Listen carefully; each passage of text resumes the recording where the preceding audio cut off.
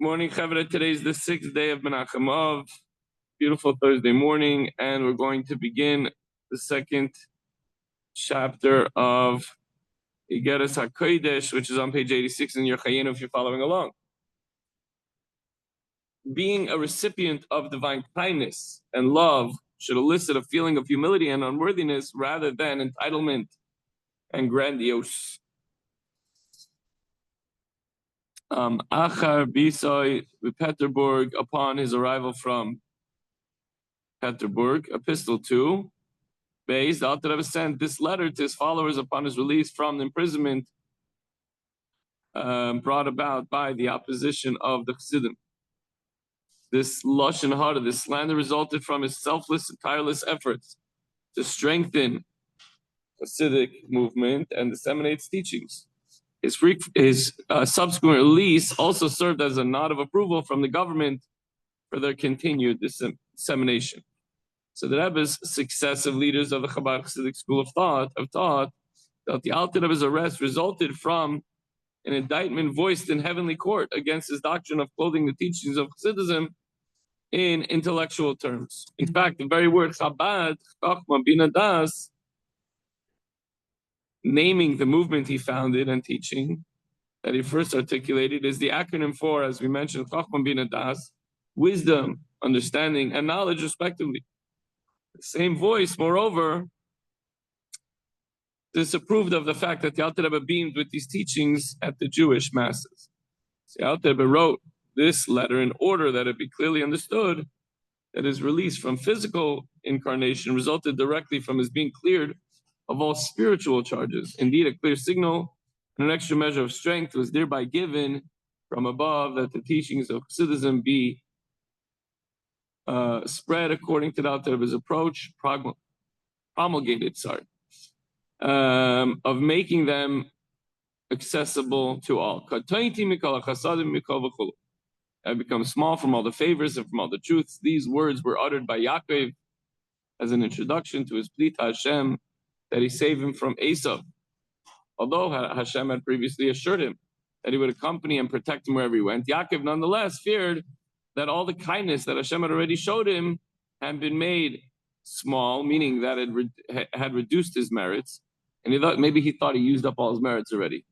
And he thus feared that he was possibly in a state with which he would have to ask Hashem anew, save me. This means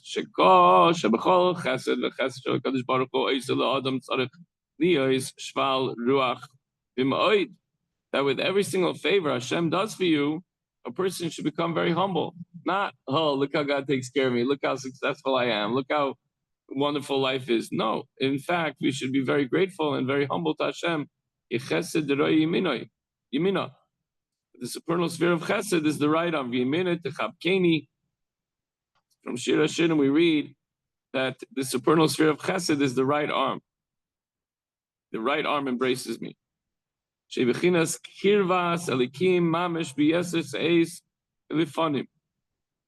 refers to the state of Hashem actually bringing him close to himself, far more intensely than before.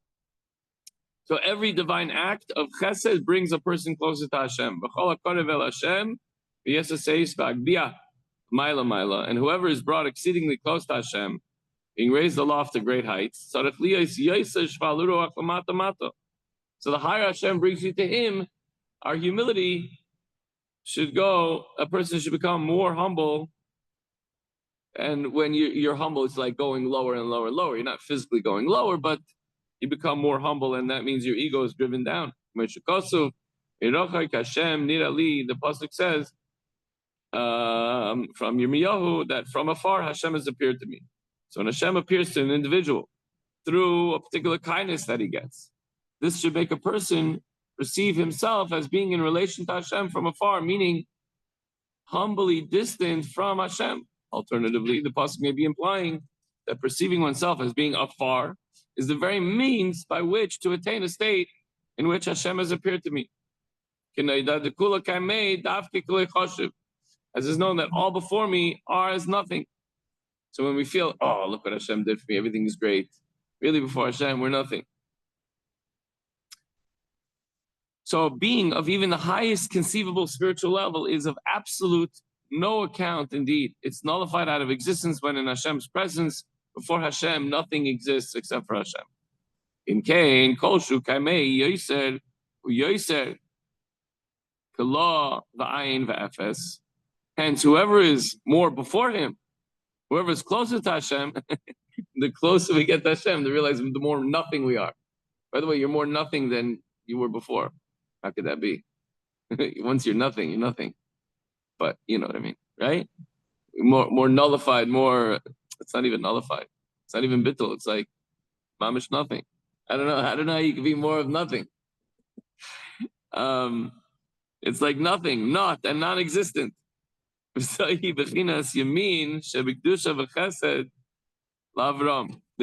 self-effacing response to divine favors. Every time Hashem does something special and it brings you closer, you realize how about this word? Irrelevant.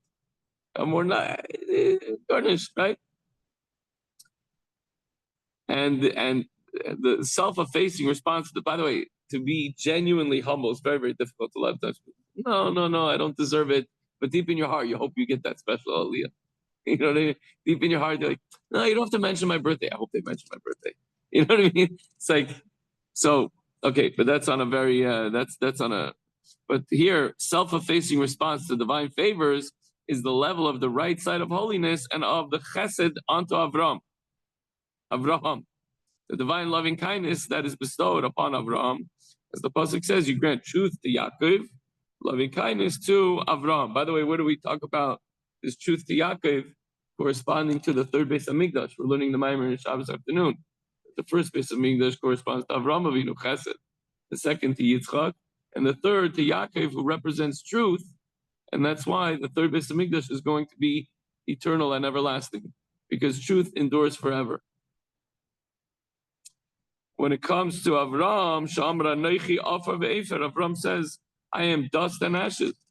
So the kindness that Hashem showed Avraham motivated him to attain the ultimate degree of humility that this statement expresses. And this also, this humility born of kindness, is also the characteristic of Yaakov, who is representative of emes, of truth, of Zois.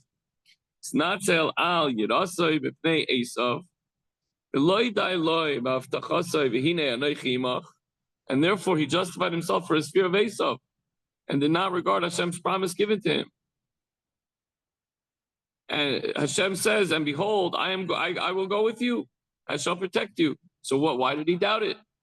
B'pnei Hayois katan Yaakov b'ma'od ma'od be'einav. And this is because Yaakov regarded himself as insignificant on the count of the multitude of Hashem's favors. So I'm so significant, my luck may have run out. I don't matter. Hashem says, no, I'm with you. Yeah, but maybe I don't matter anymore because I'm nothing. Because of my true humility. And Yaakov is the truth. He wasn't faking it. He said, for only with my staff that I crossed the Jordan, the Yarden, and now I have enough property for 2 camps.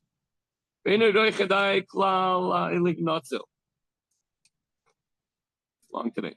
And he considers himself as being utterly unfit and unworthy to be saved. That's why he has to pray to Hashem again.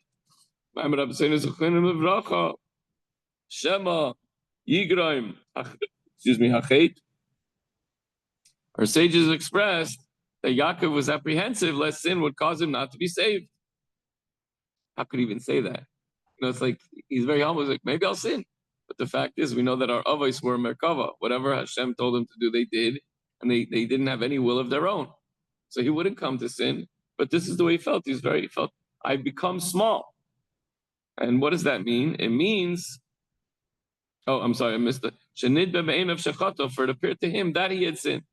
So it means that the multitude of kindness bestowed upon Yaakov caused him to feel so small and insignificant that he feared that he had sinned and hence needed once again to beseech Hashem to save him from Esau.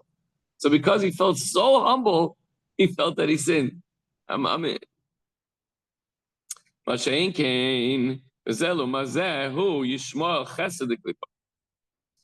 It's different though, with the unholy counterpart to the attribute of chesed, kindness, that belongs to the holy side of the universe, meaning it is different when it comes to Yishmael, who personifies the attribute of chesed that belongs to the klippa. Remember, when we do an avera, we give klippa that energy and that vitality.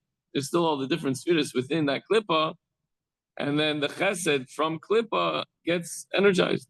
So the counterpart to Avram, who personified the attribute of chesed, of kindness, that belongs to holiness, is Yishmael, who personified kindness that belongs to unholiness. How can you say kindness is unholy? How can you say that? Well, if you get a kid a knife to play with because you're being so nice, that's not good kindness. That's misguided and misplaced kindness. Maybe that's not a good example. Zalman, what's a good example? Being so kind. Hmm? And the bad guy turns around and does something bad. Yeah, you got to put him in jail. Oh, I'm so nice. Let him out of jail. We see that's going on today, right? Let him out of jail because we just want to be nice to everybody. That guy goes and hurts others. The true kindness is putting him away so that other people are safe. Kol shechesed gadol hu haylech v'gadol v'goyva v'gasus haruach v'reichav libay. The more kindness shown to Yishmael and his ilk, like you're saying, the more he grows in pride, arrogance, and self-satisfaction. So a Jew must thus be on guard against the klippa, the chesed of klippa, and ensure that Hashem's acts of kindness will lead him to cultivate the trait of Avram and Yaakov, the chesed of holiness, so that his response will be humility rather than pride. And now the Alter Rebbe sort of finishes off on a personal level. Accordingly, I'm now making a weighty announcement, a heavy announcement to all the men of the Chassidic fraternity. We're part of a fraternity. I didn't realize that. Regarding the multitude of favors, the great thing that Hashem has done with us, as a result of all these favors, hold on to the attributes of Yaakov. For Jews are known as the remnants of the people and the remainder of Israel. A Jew possesses within him the attributes described here as remnants and remainder. Shemesim atzmai, not mesim with a soft, but shemesim atzmai kishirayim u'moisarais mamish she'ein boi shum tzedek. Regarding himself truly as mere remnants, as something truly superfluous and dispensable. This is ultimate humility. The bilti rum levavam ve'acheim chulu. Let the men of our fraternity not become haughty in relation to their brethren, meaning their opponents who caused the arrest of the Alter Rebbe. Don't forget, the Alter Rebbe just came out of jail. He's like, don't sneer and jeer at them. We beat you. Do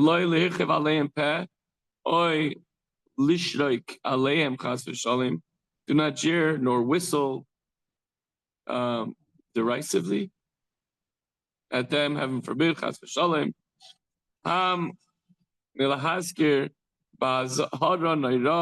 A strict warning. Hold your peace. Mention nothing. Don't gloat. Don't be like, Rather, rather, the men of our Chassidic fraternity are to subdue their spirit and heart before every man, according to the attributes of Yaakov. With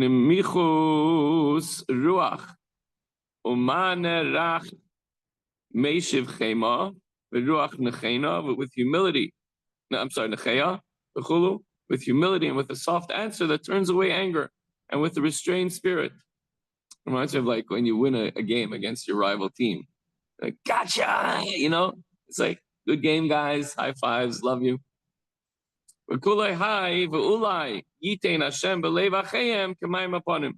Imagine if you exude love, you really don't hold anything against them, no matter how difficult that might be. And through all that, perhaps Hashem will put a conciliatory and loving response into the heart of their brethren.